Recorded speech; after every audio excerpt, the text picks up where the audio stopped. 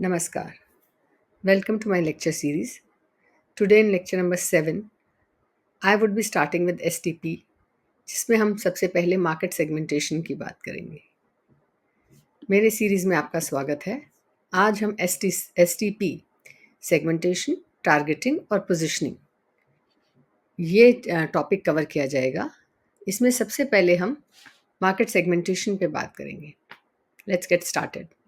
Next important topic in this is STP, that is segmentation, targeting and positioning. Next जो step है एक marketer के लिए, उसको अगर मार्केट में अपना प्रोडक्ट बेचना है तो उसके लिए सबसे पहले ये करना है कि पूरी जो मार्केट है उसमें से अपने सेगमेंट्स को आइडेंटिफाई करना है। उन मार्केट सेगमेंट्स को आइडेंटिफाई करना है जिसमें वो अपना प्रोडक्ट बेच सकता है या जिसके लिए वो प्रोडक्ट बना सकता है या बना रहा है। So first step here is segmentation, which is identifying and selecting the segment that a marketer can target. क्योंकि हर मार्केटर हर एक पर्सन के लिए प्रोडक्ट नहीं बना सकता। जो भी वो प्रोडक्ट बनाएगा वो किसी पर्टिकुलर सेगमेंट के लिए होगा या पर्टिकुलर टारगेट ऑडियंस के लिए होगा। तो सबके लिए तो सब कुछ बनाना पॉसिबल नहीं है। इसीलिए एक मार्केटर को अपने सेगमेंट्स सिलेक्ट करने पड़ते हैं कि किन को वो अपना प्रोडक्ट बेचेगा, ताकि बाकी जो लोग उसके सेगमेंट में नहीं आते हैं वो उनकी तरफ टारगेट ही ना करे और अपनी मार्केटिंग को वेस्ट ना करे। सो पहला स्टेप एसटीपी में होता है सबसे पहले अपनी मार्केट में से अपने सेगमेंट्स को आइडेंटिफाई करना और उनको सिलेक्ट करना। देन नेक्स्ट स्टेप इसके अंदर आ जाता है targeting, which tells you how to enter that selected segment. अगर हमने जब अपने सेगमेंट सिलेक्ट कर लिए तो उनमें एंटर कैसे करेंगे, क्या तरीका है उनको टैप करने का, कैसे उनके अंदर जाना है, कैसे अपनी प्रोडक्ट को अंदर मार्केट के अंदर लेके जाना है, that is targeting or market targeting. Then the third step here is positioning. After you have identified your and selected your segments, and you have also thought of how to target those segments, the next step would be how would you position the product in those segments. सो अब अगला step आ जाता है कि उस segment के अंदर हम अपने प्रोडक्ट को प्लेस कैसे करेंगे, क्या पोजीशन दिलाएंगे, या लोगों के माइंड में क्या उसके लिए एक परसेप्शन भरेंगे, वो पोजीशनिंग होता है। सो अभी मैं इसके डिटेल में ना जाते हुए आज हम केवल सेगमेंटेशन की बात करेंगे। बट ये तीनों जो स्ट्रैटेजीज हैं ये एसटीपी के नाम से जानी जाती हैं, because they are related. Once you segment, then you target, and after that you position the product in the market. So that is why altogether they are known as STP. Coming on to the market segmentation. Market segmentation का मतलब है जो आपकी एक market है वो heterogeneous लोगों से भरी होगी, अलग अलग लोग होंगे, अलग अलग तरीके के बिहेवियर्स होंगे, अलग अलग लाइफ स्टाइल्स होंगे। सो उनको होमोजीनियस ग्रुप्स में बांटना, ताकि आप अपनी टारगेट ऑडियंस आइडेंटिफाई कर सकें और अपने प्रोडक्ट्स को उनकी तरफ टारगेट कर पाएँ। सो इसलिए जब एक हेट्रोजीनियस मार्केट को हम होमोजीनियस ग्रुप्स के अंदर बाँटते हैं या आइडेंटिफाई करते हैं, तो हम उसको मार्केट सेगमेंटेशन का नाम देते हैं। और you can say dividing a market into smaller groups with distinct needs. हम एक मार्केट को एक स्मॉल ग्रुप्स में बाँट देते हैं जिनकी नीड्स डिफरेंट होती हैं, कैरेक्टरिस्टिक्स, बिहेवियर्स दूसरों से डिफरेंट होते हैं, बट उस ग्रुप के अंदर सिमिलर होते हैं। So when you divide them into smaller groups with people having similar taste, similar characteristics, similar behaviors, and which may require separate solutions and strategies for marketing. So in segments के लिए फिर आपके marketing mix अलग अलग बनते हैं, या products जो हैं वो अलग अलग तैयार किए जाते हैं, या उनके लिए जो स्ट्रैटेजीज बनाई जाती हैं वो भी अलग बनाई जाती हैं। सो इसलिए सेगमेंटेशन करना बहुत ज़रूरी है, और एक मार्केट को छोटे छोटे सेगमेंट में बांटने से मार्केटर का काम बहुत आसान हो जाता है और वो एक आइडेंटिफाई कर पाता है कि उसको कौन सा प्रोडक्ट किस सेगमेंट को बेचना है। Now how can a segment be an effective segment. अगर एक सेगमेंट को एक सेगमेंट बनना है तो उसके लिए क्या रिक्वायरमेंट्स हैं या क्या एसेंशियल्स हैं। कब हम एक ग्रुप को कह सकते हैं कि हाँ ये एक सेगमेंट बन सकता है, अगर वो सेगमेंट मेजरेबल है। अगर उस सेगमेंट के अंदर हम मेजर कर सकते हैं कि हाँ इतने लोग होंगे, इस एज ग्रुप के होंगे, या उनके अंदर उनका एजुकेशन लेवल ये होगा।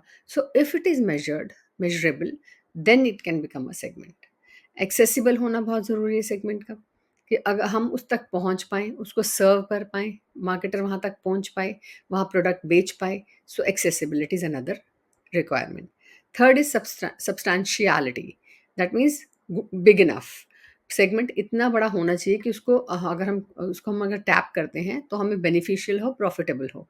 सो ऐसा आई मीन 4-5 लोगों से कोई सेगमेंट नहीं बनेगा। But yes, if the client is very big, if the client is a big firm, then you can have a small segment of that also, right? Or a similar clients would make a small segment for your view. So in case of customization it might be possible, but generally substantiality होता है कि बहुत segment इतना substantial होना चाहिए या इतना it should be worth pursuing and should be profitable enough, then differentiable. Segments conceptually भी डिफरेंशिएबल होने चाहिए ताकि डिफरेंट मार्केटिंग मिक्स उनके लिए बनाए जा सके। And lastly, it should also be actionable, that means it can be acted upon, वहाँ जाके हम काम कर पाएँ, उसके ऊपर काम किया जा सके। सो ऐसा सेगमेंट ना हो जिसमें हम काम ही ना कर पाएँ। So these were the essentials of effective segment. Coming on to the importance, segmentation एक मार्केटर के लिए करना क्यों इम्पोर्टेंट है, क्यों ज़रूरी है कि हम सेगमेंटेशन ही करें? वो इसलिए ज़रूरी है क्योंकि इससे हर we are able to identify distinct groups, हम डिस्टिंक्ट ग्रुप्स को आइडेंटिफाई कर पाते हैं और उनके अलग से नीड्स को भी जान पाते हैं कि ठीक है, इनका ये पर्टिकुलर नीड रहेगा, या ये चाहते हैं, या इनका ये लाइफस्टाइल है, या इनकी ये हैबिट्स हैं। या तो हम उनके हिसाब से प्रोडक्ट्स बना लेंगे या अपने प्रोडक्ट्स उनको बेच पाएंगे, to give them, we can give them solutions to that, to their problems और डिस्टिंक्ट नीड्स। सो जब हम ये आइडेंटिफाई कर पाते हैं तो ये पॉसिबल है केवल सेगमेंटेशन से। उससे हमारी मार्केटिंग बहुत इफेक्टिव हो जाती है। It also makes marketing effort more effective and economical. It guides in redesigning, इससे ये भी मदद मिलती है कि हम अपनी अगर कोई चीज़ को रीडिज़ाइन करना चाहते हैं, प्रोडक्ट को रीडिज़ाइन करना चाहते हैं, रीपोज़िशन करना चाहते हैं, या नए कस्टमर्स को अपने मार्केट में ऐड करना चाहते हैं, if you want to add more markets और if you want to more customer to your already existing market, then also segmentation is very helpful. Then it also helps in identifying the efficient promotional techniques which can be used for particular segments. Her segment के लिए कैसा promotional technique चाहिए होगा, ये भी segmentation करने से ही possible है।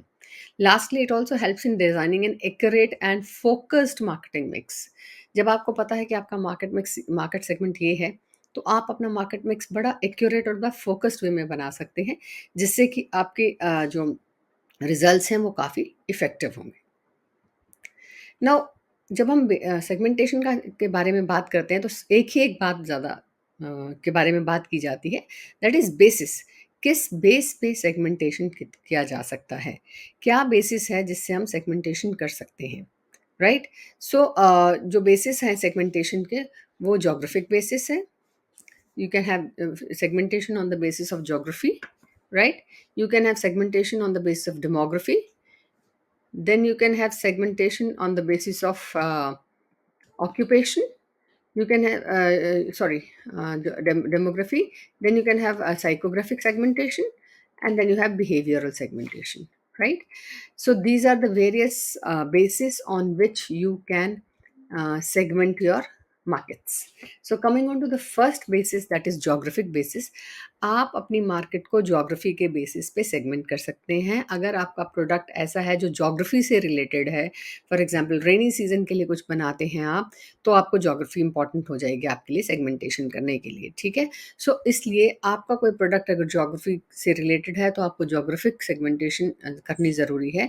Geographic segmentation means that you'll divide your market into north, west, south, east, or on the basis of states, or on the basis of climate, hot climate, cold climate. तो उस हिसाब से अगर आप woollens बना रहे हैं तो आपको इस बेसिस पे सेगमेंटेशन करनी पड़ेगी कि हॉट क्लाइमेट एरियाज में तो वुलन्स नहीं बेचे जा सकते।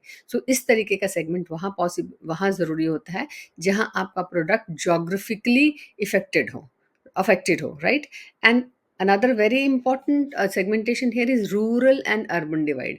बहुत ही इंपॉर्टेंट सेगमेंटेशन है क्योंकि अर्बन मार्केट में जो लोग रहते हैं, वो उनका लाइफ़स्टाइल, उनके हैबिट्स, उनका बिहेवियर, उनका way of living is quite education level and everything is quite different from the rural people.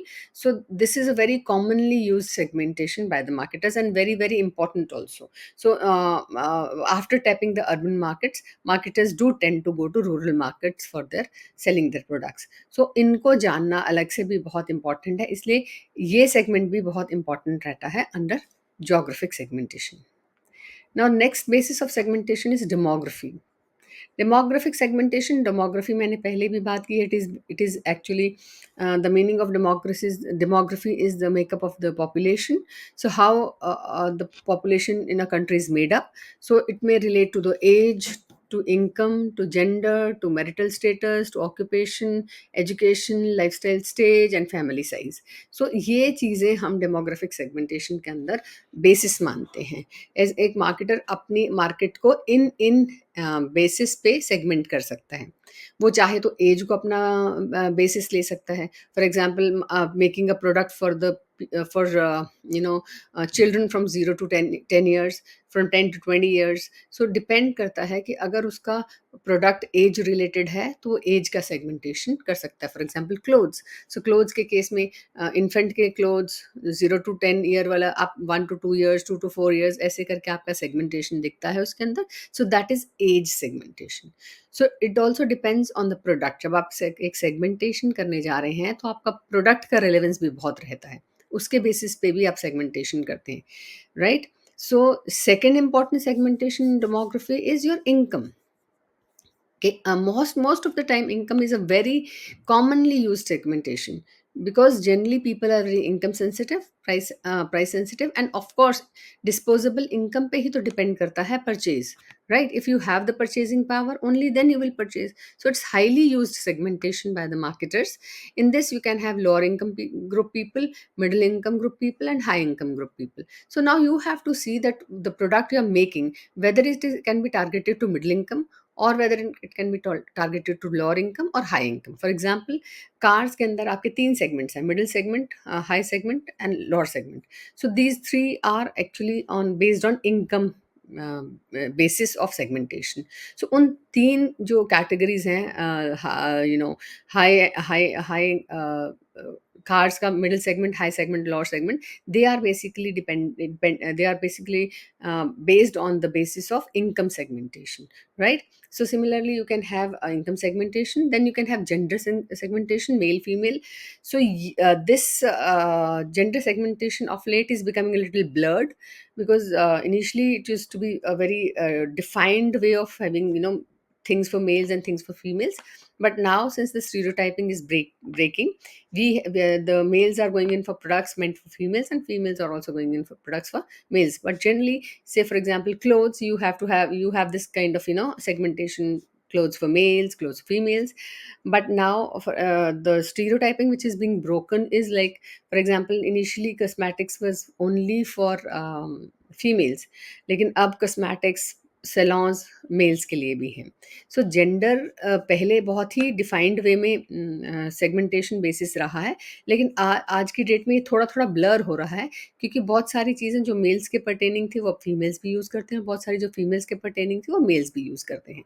सो इसलिए gender segmentation can also form a basis, but it depends on what kind of product are you producing. Then the next is a marital status. Marital status भी एक अच्छा basis है segmentation के लिए, but बहुत कम use होता है. Married and non unmarried, सो उस तरह से अगर आप कोई प्रोडक्ट बना रहे हैं, फॉर एग्जांपल अगर आप कोई प्रोडक्ट अनमैरिड या बैचलर्स के लिए बना रहे हैं, तो आप सेगमेंटेशन उस तरह की कर रहे हैं, but it's not very quite often used segmentation.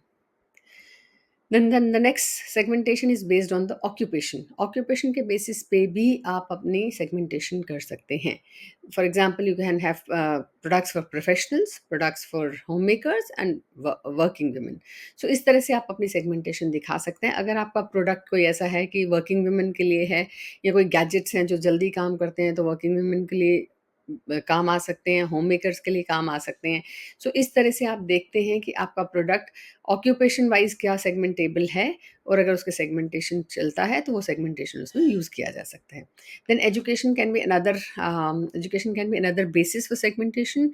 You can have people who are highly qualified, who are not illiterates, highly qualified.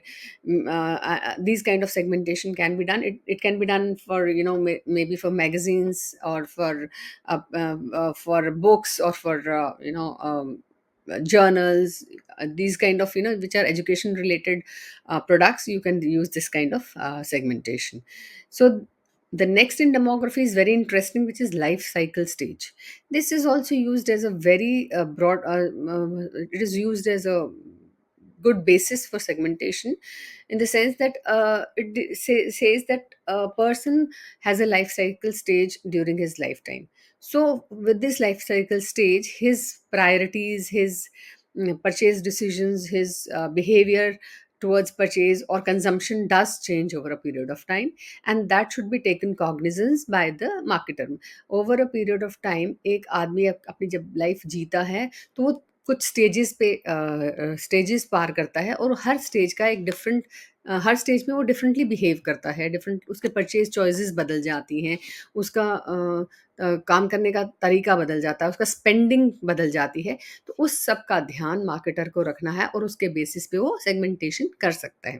For example, when he the person is a child, उसका उसका जो purchase होगा वो towards toys and towards books and towards comics and all रहेगा। सो जब वो teenager हो जाएगा तो उसकी चॉइसेस बदल जाएंगी। जब वो एक बैचलर होगा तब उसकी चॉइसेस और उसके परचेज पैटर्न्स बदल जाएंगे। जब वो मैरिड हो जाएगा, उसका बिल्कुल फोकस चेंज हो जाएगा, from being very spendthrift to he might become a little conservative towards buying things. Then married with children, then the focus would shift towards his children. वो बच्चों के लिए खरीदना चाहेगा, घर के लिए खरीदना चाहेगा, तो उसके परचेज पैटर्न्स, उसकी टेस्ट, उसका way of everything would change with the life cycle stage. So this has to be taken care of by the marketer. And when he becomes older, then he would be having more of wanting more of medicines, medical facilities, attendants, you know life insurance और health insurance. So इस तरह से उसकी choices जो हैं over a period of time purchase choices बदलती हैं.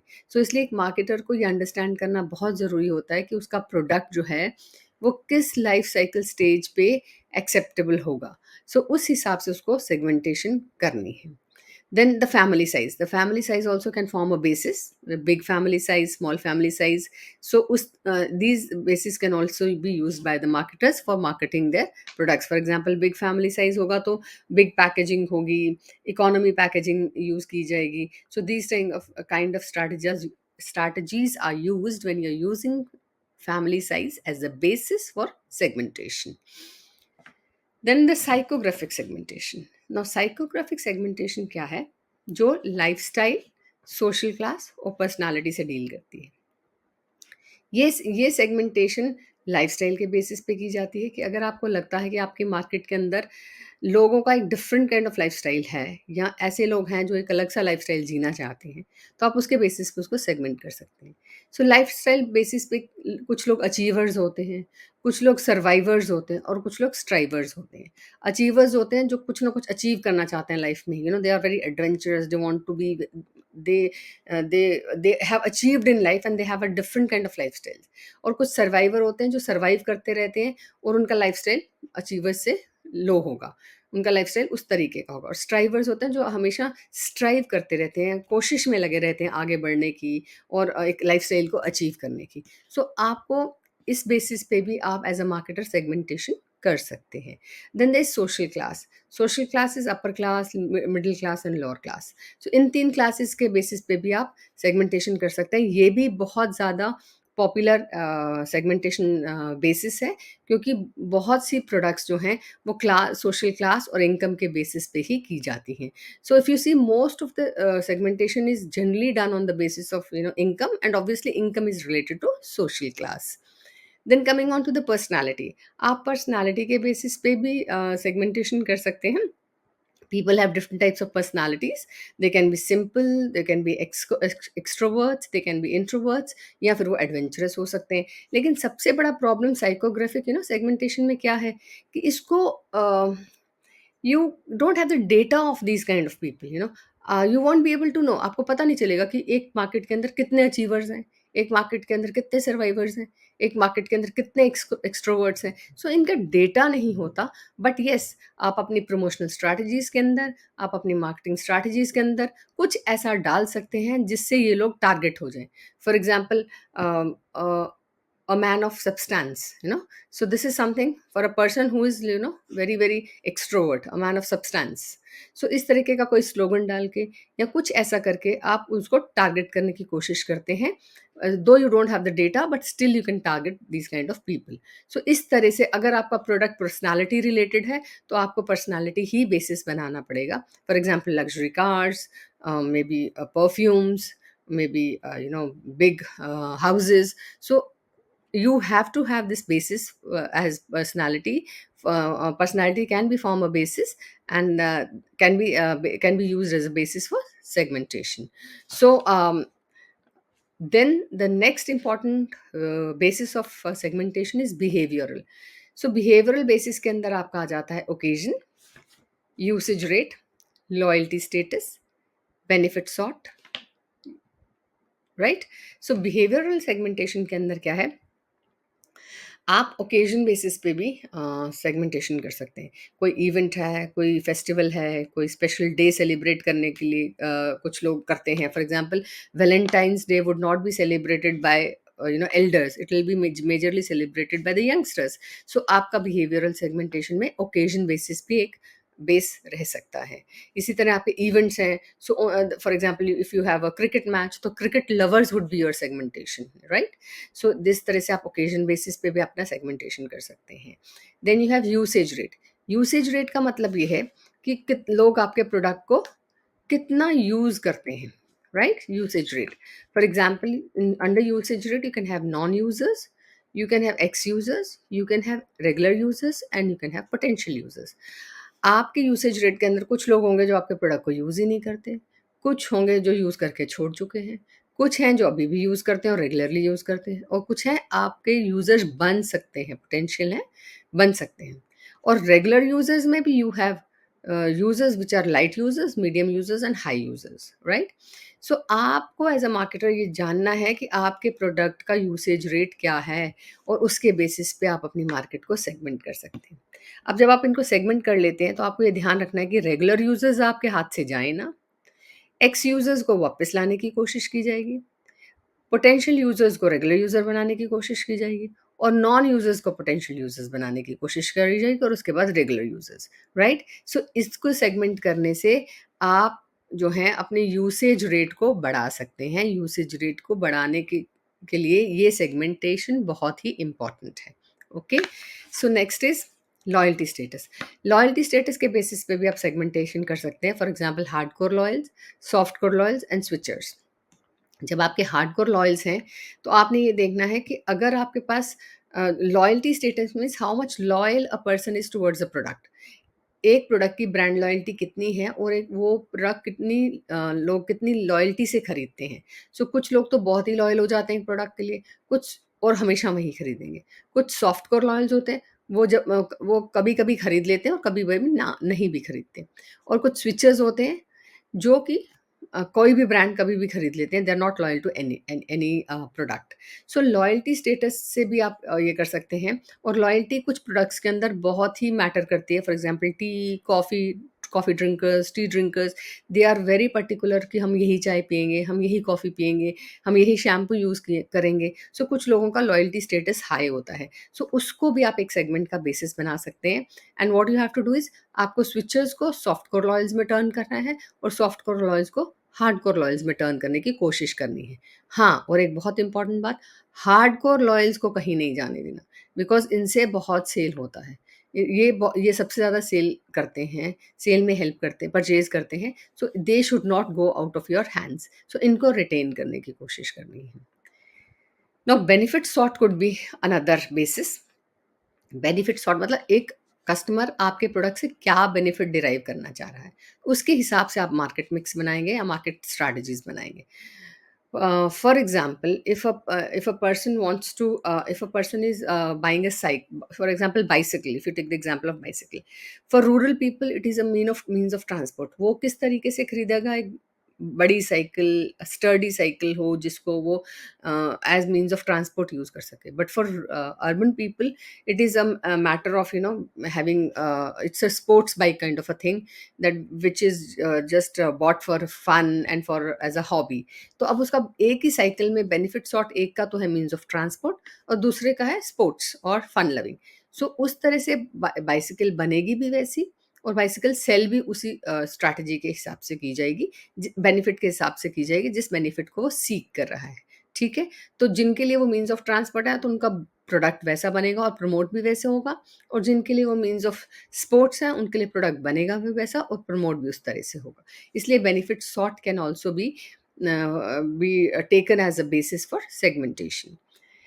Now these were all the basis for segmentation कि इस basis पे हम मार्केट को सेगमेंट कर सकते हैं और अपने सेगमेंट्स को आइडेंटिफाई कर सकते हैं ताकि हम उनको टारगेट करने के लिए रेडी हो जाएं.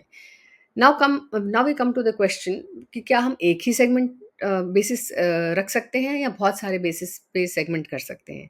सो we can not, it's not possible to have only one basis of segmentation. It might be possible, but most of the time it is you can use multiple basis of segmentation, क्योंकि फिर multiple basis आपको use करने पे जो है वो product better identify हो जाता है और उसकी टारगेट ऑडियंस भी बेटर वे में टारगेट की जा सकती है. सो इसलिए multiple basis segmentation is often used by the marketers. If you see that for example clothes के अंदर अगर आप सेगमेंटेशन करना चाहें तो क्लोथ्स की सेगमेंटेशन जेंडर बेसिस पे भी हो सकती है, इनकम बेसिस पे भी हो सकती है, एज भी कि इतनी एज के बच्चों के लिए, इतने बड़ों के लिए मैं क्लोथ्स बनाऊंगा. Lifestyle also can be a basis for clothes, personality can also be a basis for clothes, and occupation also. So see, for clothes you can use these many, I mean it's not that it's not an exhaustive list, but yes, these many bases can be used for segmenting clothes. आप चाहे तो 2 करें, आप चाहे तो 4 करें, आप चाहे तो 6 करें. ये आप एज़ अ मार्केटर आप पे डिपेंड करेगा. लेकिन आपके पास choices of basis is there in case of clothes. And when you come to cars, अगर हमें कार्स को सेगमेंट करना है तो हम इनकम बेसिस पे कर सकते हैं कि कितनी पैसे की car, right? Social class, upper class वालों को कैटर करती है या मिडिल क्लास वालों को, वही upper middle segment, upper segment, middle segment वाला इसमें आ जाएगा सेगमेंटेशन. एंड ऑल्सो लाइफस्टाइल, किस लाइफस्टाइल को एक कस्टमर जी रहा है उसके हिसाब से कार का मैन्युफैक्चरिंग, कार को सेल करना, right? So multiple basis segmentation can also B used. Now this will also help you to identify various bases you can use for various products. Okay, so my question to you would be, uh, what segmentation would you use for sugar? What basis of segmentation would you use for the product sugar? And this is all for today in market segmentation lecture, and I hope you enjoyed the lecture. Thank you very much. Keep smiling and spread smiles. Thank you so much.